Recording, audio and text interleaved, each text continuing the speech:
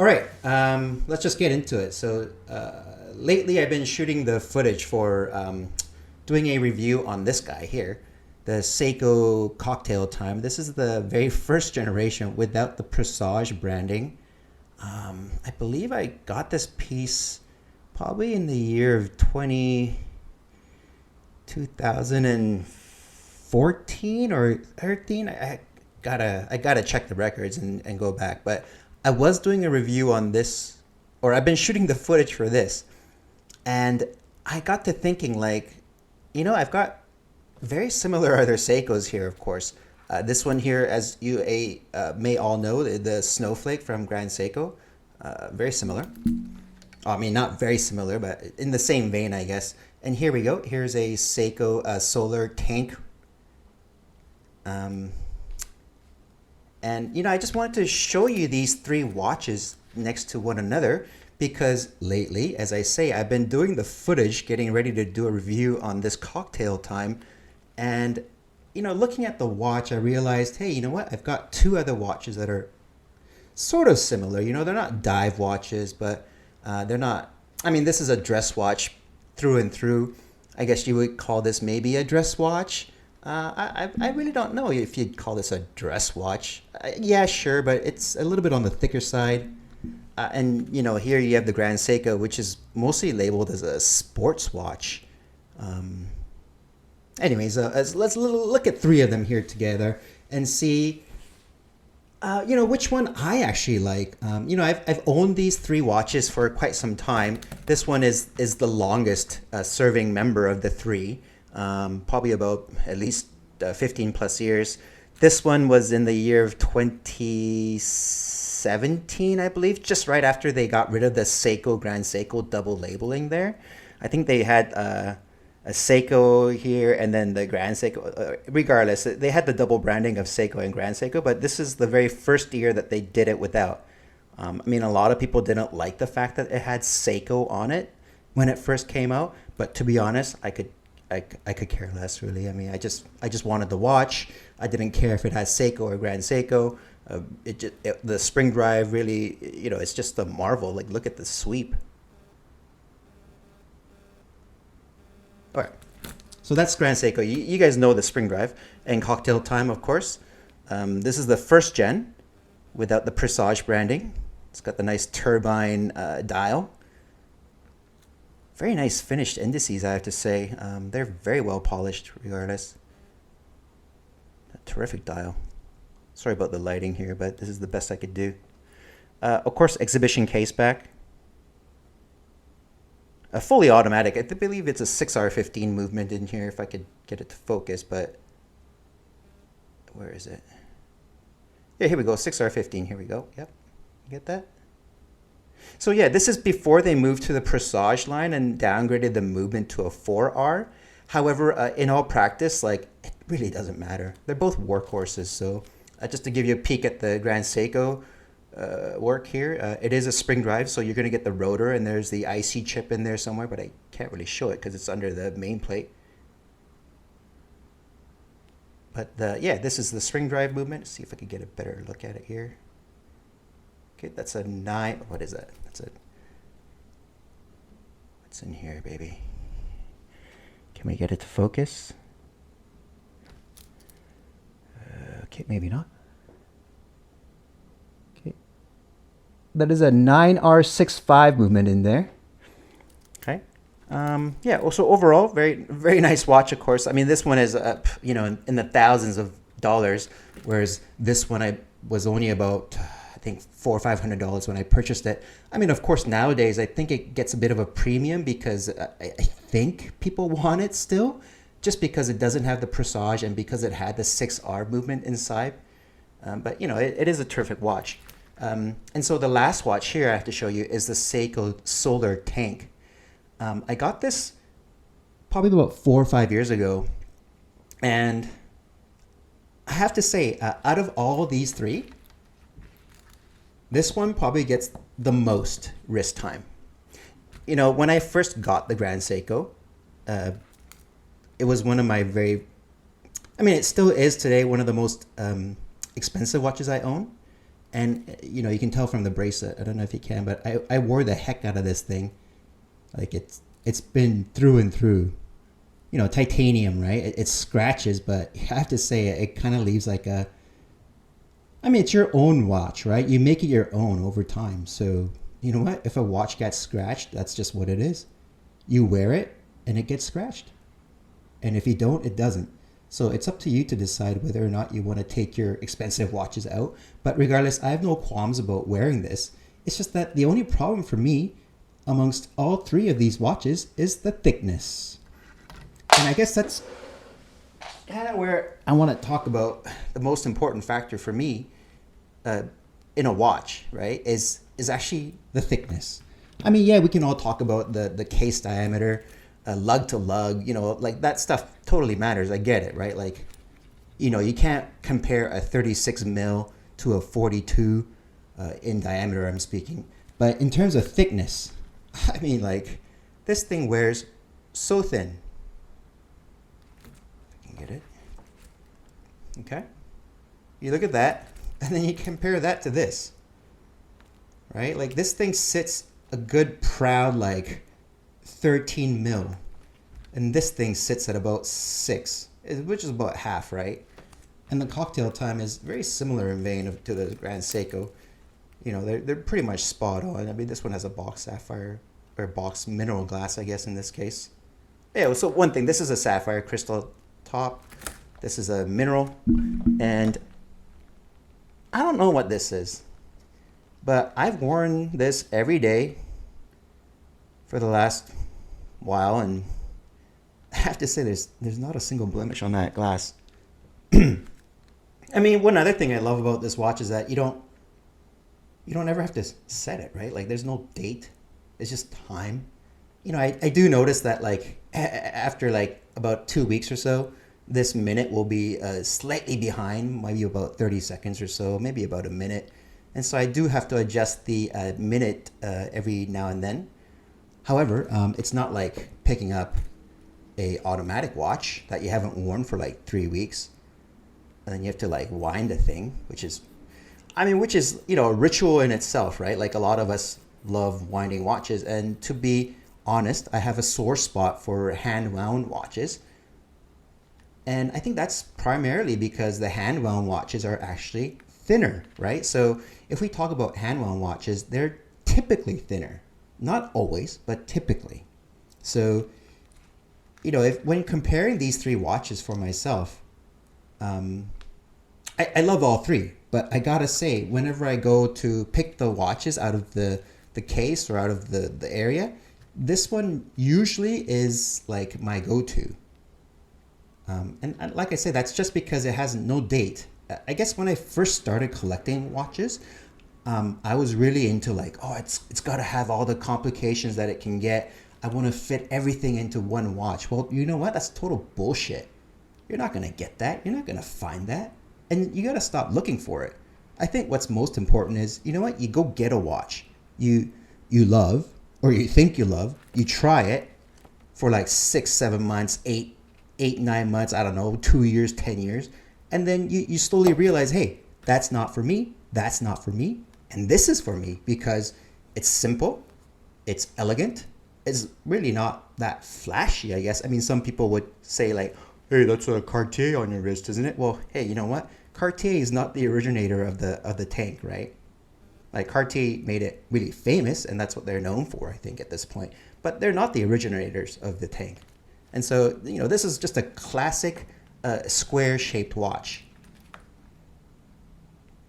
And the cocktail time, I still wear it, but I find that it just isn't me. And I think that's partly because maybe the thickness. I keep coming back to the thickness of things. I mean, ask my wife, I guess. But regardless, like, in terms of watches, like, thinness really matters for me. And I think over the years, I've come to the realization that automatic watches are a little bit overrated. When you're first starting, yeah, like, it's always good to get into it via automatics. And, it's worthwhile to have a solid base of automatics. But over the last, I guess, 5, 6 years or so now, I've been collecting for almost 20 plus years, and almost the last half of my collection, I've really honed in on like solar watches or non-automatic, more quartz based. A lot of times I look for watches with some kind of GPS or Bluetooth sync, so that I don't need to sync the watches or the date. It just does that by itself. So we all talk about like the GATA watch, or just pick up and go, set and forget.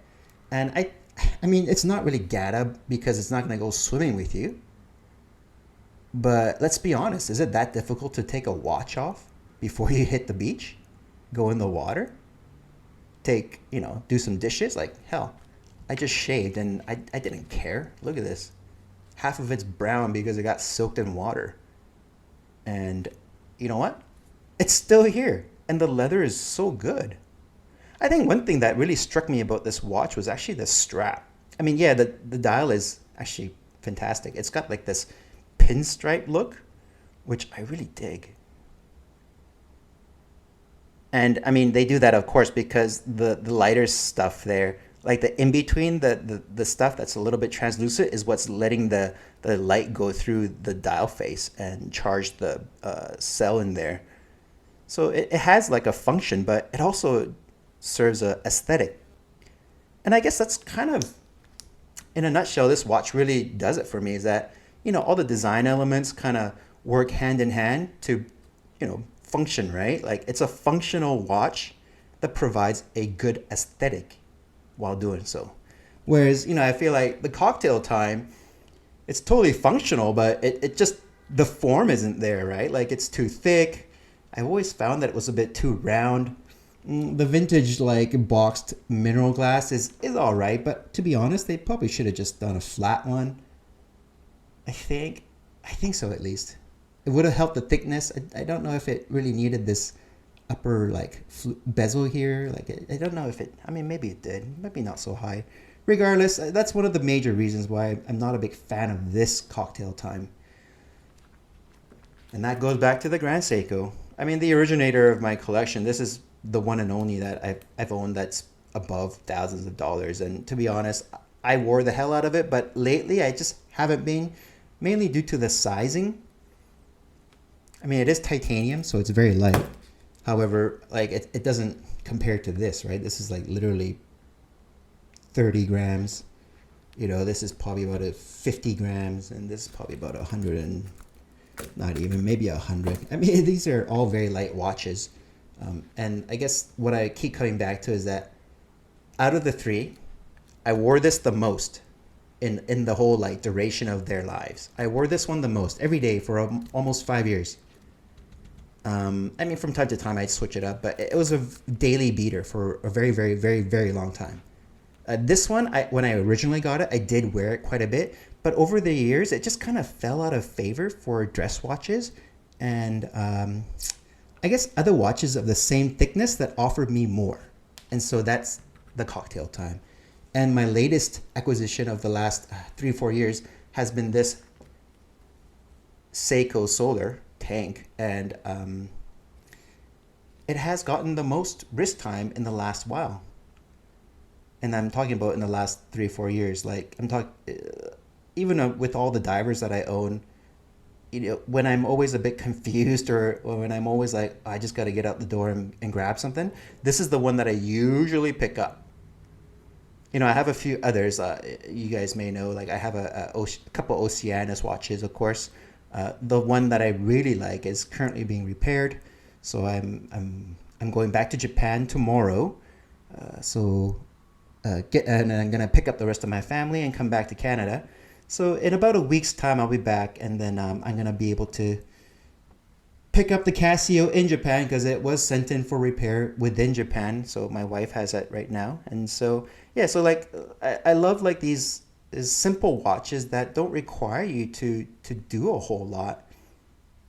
Like I said, when you're first collecting, you're always into like, oh, I got to get the latest cool thing, or I gotta get the date and the time, or the date. I mean, the time is always there, but the date and the day. I gotta get a bezel. I gotta get a GMT hand. Well, you know what? None of that shit really matters, because you have a fucking phone, right? I mean, GMT is nice, yeah, when you're traveling, but on a daily basis, it's totally unnecessary. And if you're looking up the same time zone every day, like, dude, use your brain. Okay, here we go. Last look at the watch that I really like of the collection. So here we go, Seiko Solar. Man, it's such a beauty, like.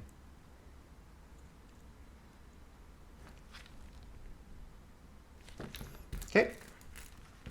Here's the Grand Seiko one more time. I mean, lovely watch. I mean, you can't fault the watch, right? Like, the dial is just stunning. I mean, look at that sweep. Just quickly wind it for you while I can. Some people say, like, this sounds like it's breaking the watch. Listen, listen. Here, I'll put it up to the mic. Can you guys hear that? It sounds like it's squealing a little bit, right?